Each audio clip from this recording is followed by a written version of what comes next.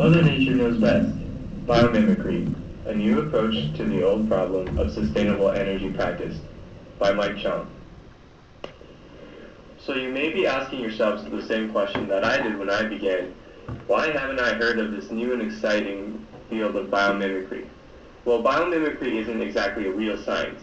It's more of a new approach or philosophy to problem solving. As people still living in a predominantly oil-driven society, we could definitely use a boost in this area. Biomimicry uses the design of nature as a template for not only more environmentally friendly practices, but also more efficient ones too. Who invented the term?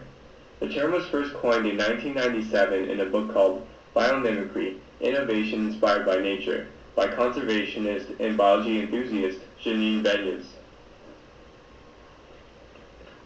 Why is it useful to us? This new philosophy highlights the fact that each organism is a specialist in their own environment. Molded by millions of years of evolutionary experience, the structures have been tailored for optimal function. Humans are able to thrive in a variety of environments, but at the same time, we are not very good at surviving in any one particular environment. We tend to work against nature when we should be working with it. And biomimicry calls for a paradigm shift. We should be looking to Mother Nature as the epistemic authority of sustainability, opposed to ourselves. In particular, today we will look at the humpback whale, bumblebee, and termite for insight. Whale Power is a local Toronto-based company that has adopted biomimicry wholeheartedly, following the release of American research showing that the shape of a humpback whale's fin reduced drag by 32% and produced an 8% rise in lift.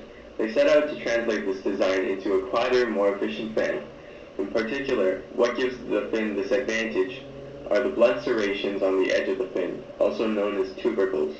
In 2008, Whale Power completed their first model and found that it reduced energy consumption by approximately 20% when compared with a conventional design.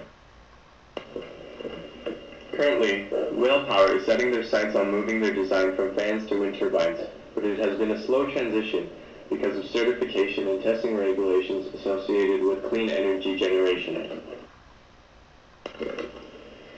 Just judging by the last image, whale-powered wind turbines would be produced for large-scale wind farms. In contrast, this next wind turbine model, the XB, targets a much smaller market, households and small businesses. With only a 19-foot wingspan, the XB is much less obtrusive than the conventional wind turbine, of which even the smaller models are 3 times its size. Also, the XB can be stood vertically or horizontally, making it very adjustable to any given space. The XB would most certainly facilitate in the democratization of energy that we mentioned in class, since everyone could potentially have one in their backyard. It would produce approximately 1 to 10 kilowatts in power. The XB is modeled after the flapping motion of a bumblebee and diverges from the conventional circular motion that only capitalizes on a singular plane. Coming up next is a short clip showing the flapping motions of an XB prototype.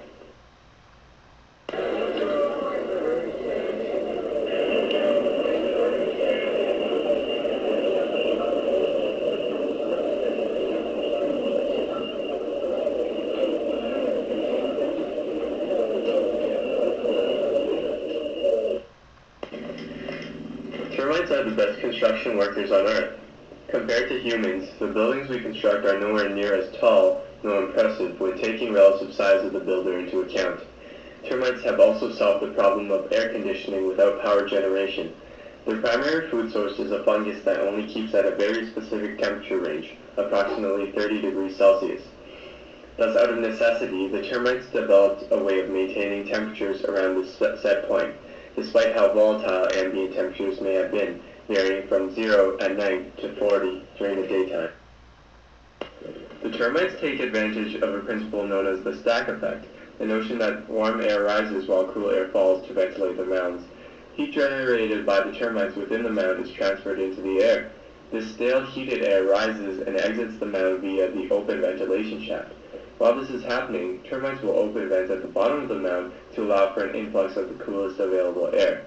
Architect Mick Pierce has built 2 very large buildings based upon this very simple principle: the Eastgate Office Tower in Harare, Zimbabwe, and Council House 2 in Melbourne, Australia. And we will talk about Council House 2 in the next slide. Council House 2 has a slew of energy-saving features, but we will only discuss the ones derived from our knowledge of termite mounds.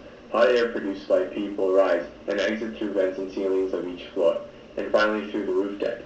Air is cooled by surrounding water pipes beneath floorboards that enter rooms through controllable floor vents. This is analogous to the ventilation system used by termites. Still, hot air goes out through the top, and cold fresh air comes in through the bottom. Taking advantage of the naturally volatile climate of Australia, at night, concrete slabs are cooled by simply opening the windows.